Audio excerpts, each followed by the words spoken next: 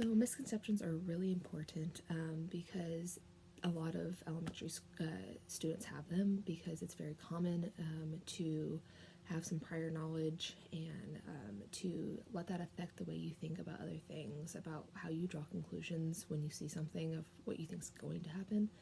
And that prior knowledge can be affected by your home life, from like TV that you've seen. So it's very common among young children. In my practicum class, I did interviews with 3 students about where sand on a beach comes from. And I thought this was really interesting because I had never personally thought about it. And so it was really cool to see their thought process about where they thought this sand came from. There was actually 3 options that the students could choose from to agree with. And actually, all 3 of them chose a different one. So it was kind of interesting to see them come from each perspective. And among those 3 choices, the most common misconception was that it came from actually under the sea and not from outside. And so I thought that was really interesting that those 2 out of 3 students that I interviewed thought that it came from under the sea and was washed up among the beach, and that's how we get sand.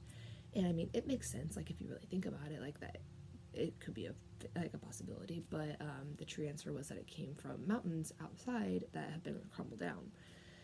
And the student that chose that one went into very detail like description of like how he saw it happening, and so it was really cool to see his thought process in that. And so misconceptions are important because we as teachers can use them to help students be redirected in their thinking from those misconceptions. Basically, what you do with misconceptions is you set them up to fail, which kind of sounds bad, but it actually helps them learn a lot because, at least for me, I learn better when I fail because that moment sticks in my brain so much more than when I succeed and when I know I'm right. Because when you fail, you're like, oh, that's why, and it like kind of clicks in your brain, and it really helps you as a student and a learner to fail sometimes. And so us as teachers can help set that up. And I thought it was really cool in class how you had the paperclip activity where we filled the water to the brim of the cup and we just kept putting more paper clips more in and in. And I don't think one of us was right in that, and it really like blew our minds that like that actually happens, like the water tension, the water molecules hold together to help that. And so like that was a really cool misconception that we had that was proven wrong, but in a cool way. So like we're just amazed by it. So it was really cool. And so for leveraging this in misconceptions, like you just have to try and create those moments in your classroom where you kind of set them up to fail.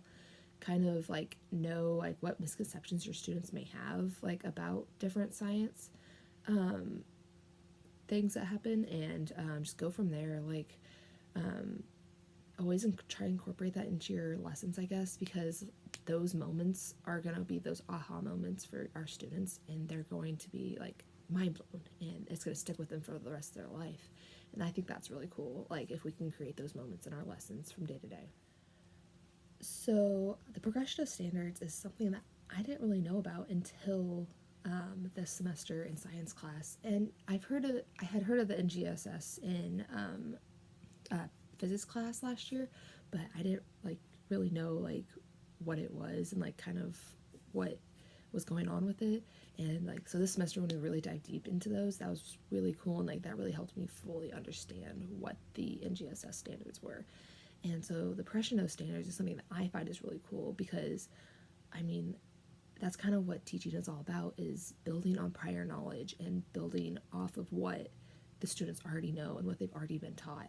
So that's basically what the progression of standards is where you have a standard in kindergarten, and each year in each level you build onto that even more and dive even deeper into that subject area, which I think is really cool because like building off of that knowledge is going to help those students feel more confident in that area as they grow in that knowledge. And so you can go from grade level to grade level, like I said, digging deeper into that. And so as a 5th grade teacher, it says you look at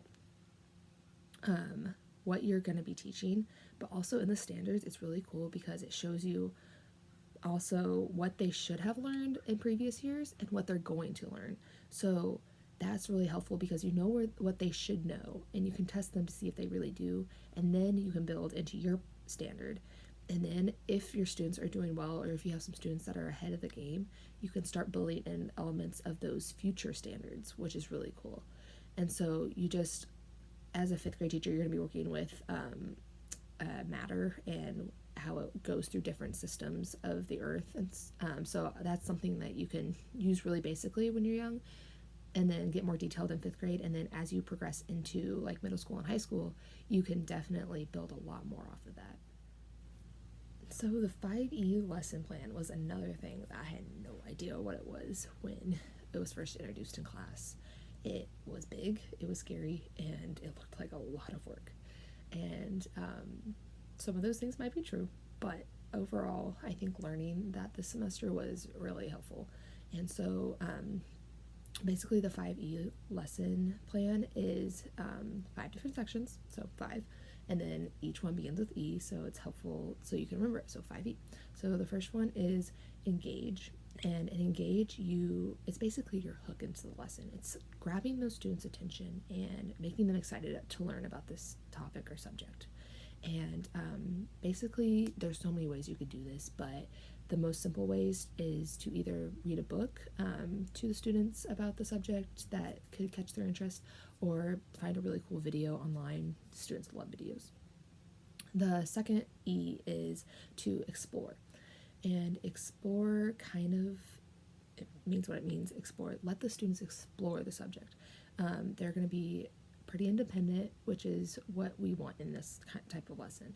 And in this independence, kind of give them some direction, obviously, but let them kind of do it on their own and be available for, like, if they have questions and stuff. But students, like, it just helps them so much more when they can explore, even if their thinking is wrong per se, but you can always correct that later in the lesson. And there's obviously so many different explore lessons that you can do. Each one is unique and different from one to the other. But one of the cool ones is if you give them some material and you basically give them an objective. Like in class, one of our the lessons that we did were we were given balloons and straws and different like materials, and we were given the task to make it shoot straight. And so that's what we did for our explore section, and it was really cool because we were independent and we were able to do it on our own, but the teacher was still there if we had questions. The next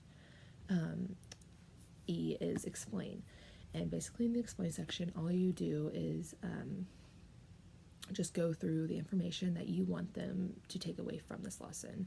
And you can basically do this by, I find the easiest way sometimes is going through the explore, like what they did and how they did it, and explain different like things that they did, and like maybe give them some vocab words. The explain session can be kind of boring, so it's really good if you liven it up with keeping them engaged and asking them questions and making sure that they're paying attention and learning as well. The fourth E is elaborate. And so this elaborate stage is something I never knew about that you could incorporate into lessons. It's basically they've now explored, you've now explained what they're exploring. So it's time for them to show you their knowledge on the subject. So they're basically showing off what they've learned. And my favorite way to see students do this is to give them like options. So like they can, create a rap or a skit, or use their whiteboards in class, or their iPads, an app that they will have on their iPad that they want to use.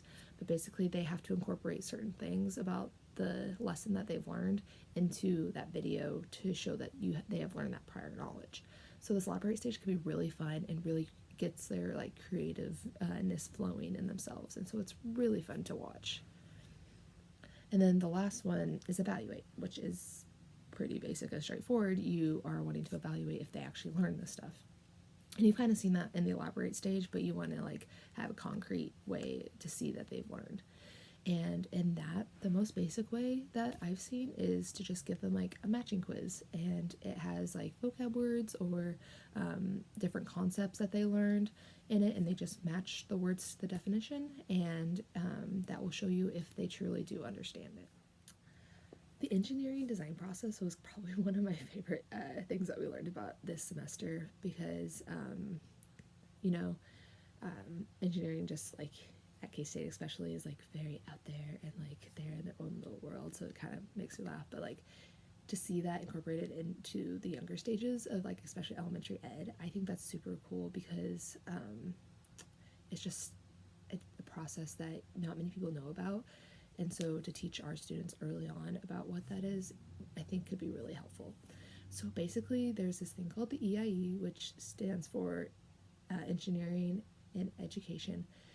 And it's a 5-step process that teachers can use to base their lessons off of, which is like kind of similar to like the 5E lesson plan, but it's like the actual like, I think it goes in depth into the actual like explore stage. So first, you ask your students a question that you want them to think a solution for, something that's going to like help society or like a common problem type thing to help them like think about things. And then you give them time to imagine, like just give them the time. Like these kids, especially at this age, have so much imagination and they don't get to use that in class very much. And so if you get to let them use this in class, do it. And so in the imagine stage, they're just thinking of the solution of like how they can make this work and different things. And once you have given them the time for the imagine stage, you move on to the plan. So the plan step is where I would basically just give them a piece of paper and allow them time to draw out their ideas, like just brainstorm on paper what they were thinking from their imagine stage, and just let them think out everything. And once they've done that, then you move on to create, and you'll provide supplies. And in the create stage, they go for it. They just create what they think is going to be the best product for this solution. And sometimes it works, sometimes it doesn't. And that's where this next stage comes in, which sometimes gets left out, which stinks. So the next stage is improve. And in the improve stage, this is where you give them time to test it, see if it works, see what doesn't work, what they can adjust, what they can add on to make it better. And like I said, this gets left out a lot because of time crunch in classes. Like we don't have a lot of time to teach science. Like it's usually just a half hour or 45 minutes. And these things can take a while. But this improve stage is so important to a student's learning because this is where the most learning happens. It's where they see their product as a whole and they know they can see where they need to change, and like it gets their gears turning to see things differently and how things actually are going to work when they do it, instead of just, oh, it didn't work, time to move on to the next lesson. It's just really important for us as teachers to really prioritize this improve stage because it's where the most learning is going to happen for our students. Okay, so honestly, this has been a great semester. I have loved science class. And like I liked science in like grade school and high school. It just was never my thing really, because like sometimes I didn't get it. It scared me. And but you showed me this semester that science isn't a scary thing. It's just taking the time to learn it. And you really taught me how to teach science in a better way so that I can help my students love science. And so as far as assignments go, I loved all of them. Like even though some of them were like very tedious and very time consuming, they were well worth it because they taught me things that I'm going to use in my future classroom. And I would say the most impactful one for me personally was probably the 5E lesson we did as a practicum group, because it really introduced us to the 5E lesson, and it wasn't super scary because we had 2 other people to help us, and it really like helped like you go into the lesson feeling pretty confident because you had 2 people next to you like teaching it with you, and that helped you build confidence for later when you're going to do it by yourself. And like the thing that like you encounter with that is working with those 2 people, because we didn't get to choose those people. They were given to us at the beginning of the semester, And it's going to be that way when we're teaching. We're not going to know who we're going to be teaching with, whether we co-teach or there's more than one teacher for a grade. You're going to have to work with those teachers to create lessons so that you're all on the same page. And you're not going to know who those people are. You're not going to get to choose those people. You're going to have to learn to work with them no matter what. So I think that was a really important lesson for that. And as far as assignments go that weren't helpful or impactful, I just say they all were, because they all helped us learn and be creative and to really know what it can be like to teach science. And I think the one thing I guess I could say is that I wish the science unit plan, that was the 3 lessons, I wish it could have been a little more condensed. I know it was important for us to see that we can build on a lesson to go from each one, and I think that's really important, but it was a lot, but it was really helpful too. So thanks, and I hope you have a great rest of your year.